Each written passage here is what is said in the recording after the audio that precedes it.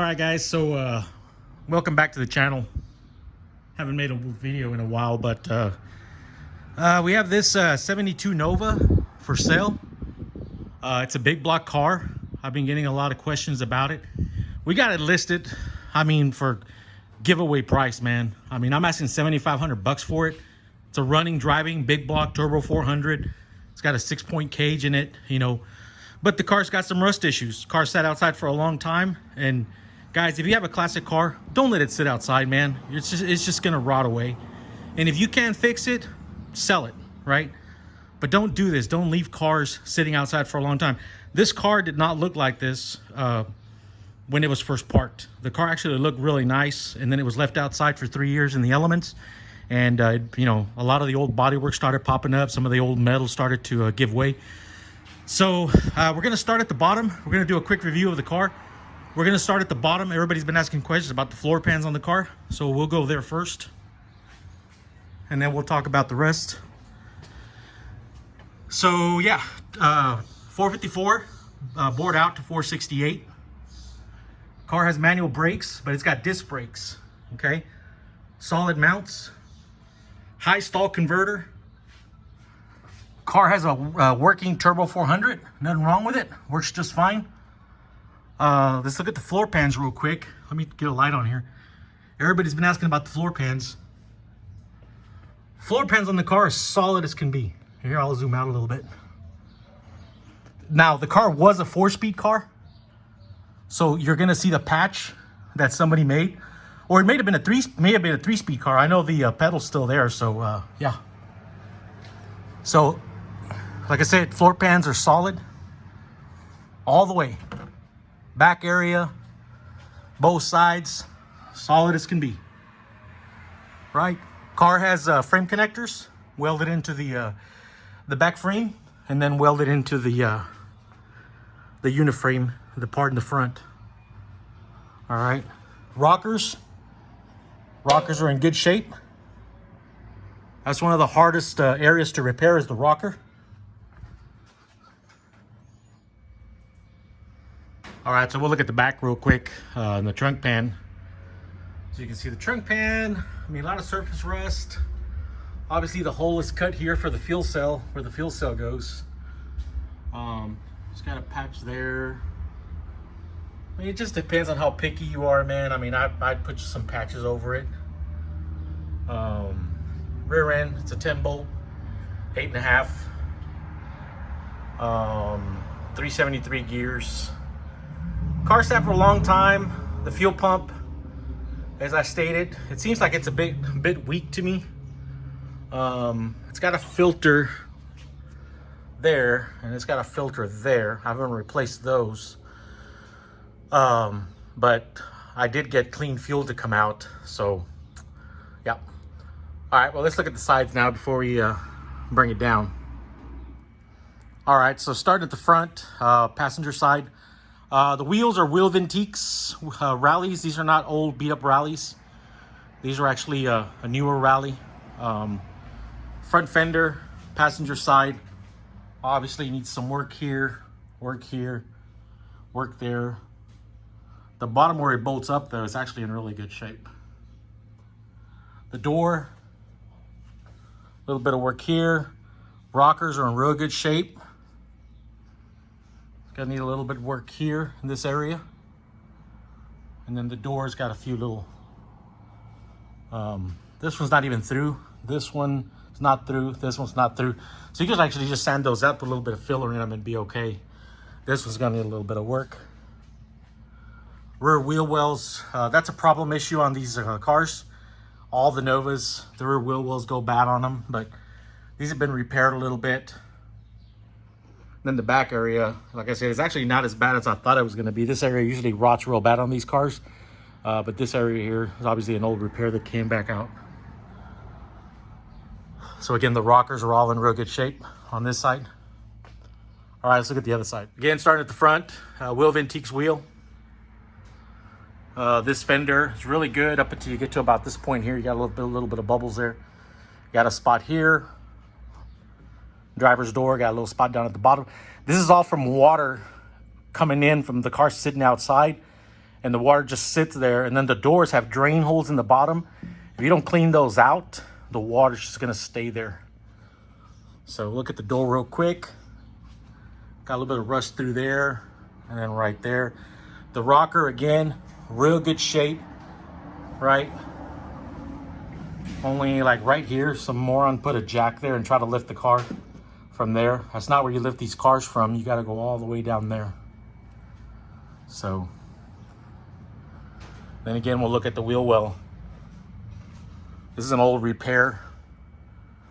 I mean, honestly, guys, what I would do, I'd sand all this down and just put some fiberglass and then some Bondo glass and smooth it all out, and you're good to go, man. Just don't let the car sit outside. It'll last for years. Rear wheel well on the driver's side. Obviously, it's had some work done. And then the back lower quarter panel area. I'll zoom in. They're actually in better shape than I thought they'd be, to be honest. But yeah, that's it on this side. This is what happens when you let a car sit outside, man. These old classic cars, you let them sit outside. No matter how good the car is, no matter how good the bodywork is, do not let them sit outside, man. You got to put them away. You got to put them in a garage. Don't throw a tarp over them. The tarp will make it worse. It'll just hold moisture. Do not throw a car cover on them. The car cover will make it worse. The car cover will flap in the wind, and it'll scratch the hell out of your paint. So if you're gonna leave it outside, you're better off just leaving it outside. You know, maybe under a barn. But that's it. Well, anyway, let's get it down, and we'll go over the stuff on top. All right, so we'll start at the top. This is stuff I've already covered, but we'll cover it again. A-pillars are in decent shape. This is just the joint. This is the lead joint here. The front windshield surround's actually in good shape. It's got a spot here and maybe a couple of bubbles here. And then this area here is the joint for the roof and the quarter panel. Little paint bubble there. Didn't come off with the pressure washer, but it did come off over here. So those are paint bubbles that when we hit it with the pressure washer, they came off. Open the door. Doors are in great shape. A little bit of rot there. Rockers are in great shape. All right, door panels are all there. Seats, race shifter, removable steering wheel, 6-point cage, no headliner, no back seat, no aircon, no heater. Stop asking. Door shut solid. Stated.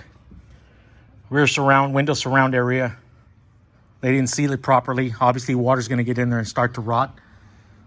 But it can be fixed. These parts are available, okay? Or shit, just throw a bead of silicone over it and paint over it, man. Be done. For $7,500, you can't beat it. All right, the other side.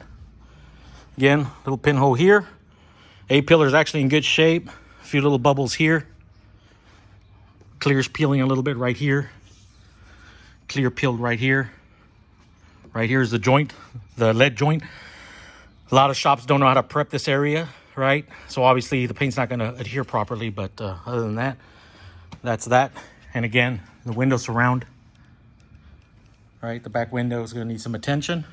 Or, I mean, honestly, if I were to keep it, I'd just throw a bead of silicone over it to seal it off and then just throw paint over it and be done with it.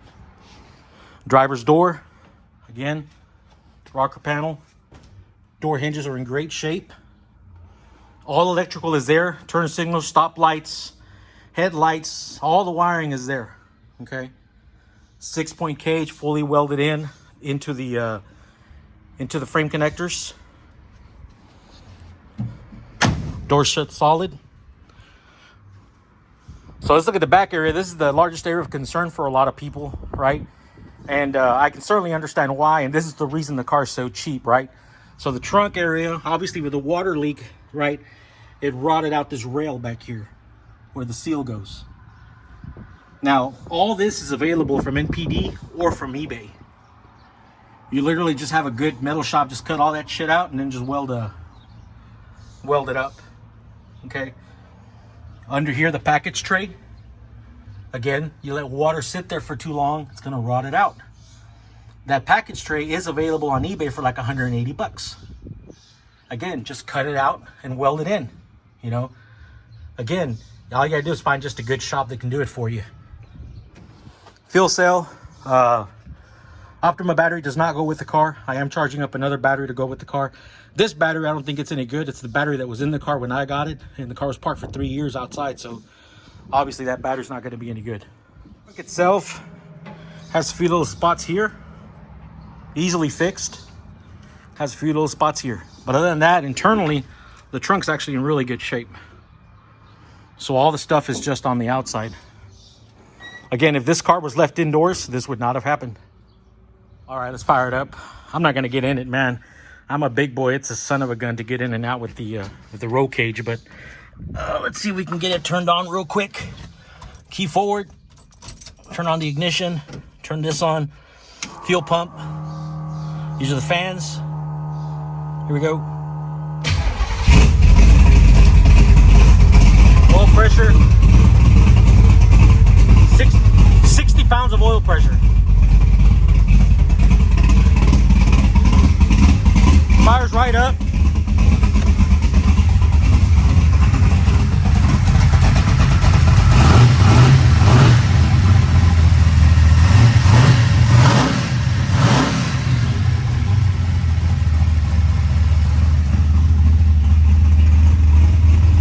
It's a rowdy son of a gun, man. She'll let you know she's coming.